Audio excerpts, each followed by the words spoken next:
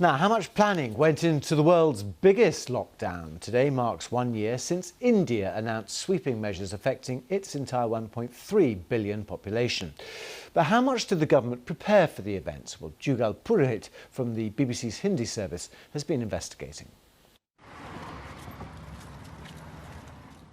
It was a lockdown that sparked an exodus.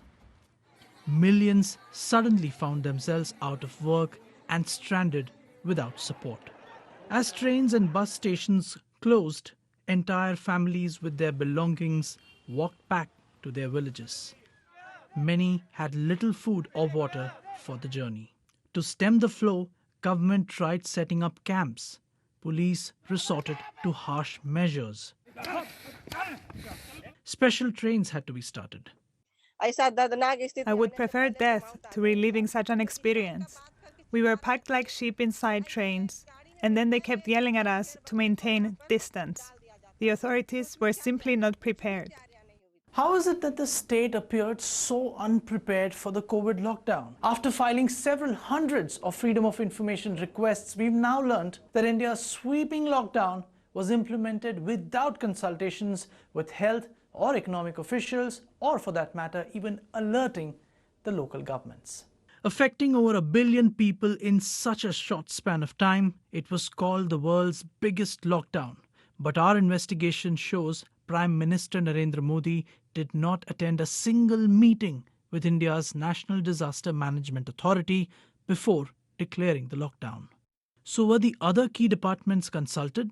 We filed freedom of information requests with the Prime Minister's office as well as the Health Ministry. They were both transferred to India's Home Ministry, which repeatedly rejected them.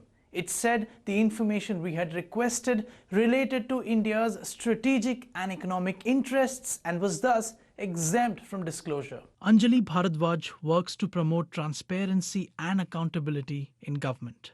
What could possibly be secret about these consultations, and which cannot be shared with people of the country today? Lack of transparency in taking such big decisions go against the very grain of democracy. The government's top advisor says everyone was consulted. I don't think it was not planned. We knew about it, we discussed it, and then it was implemented. The Prime Minister spoke to everyone.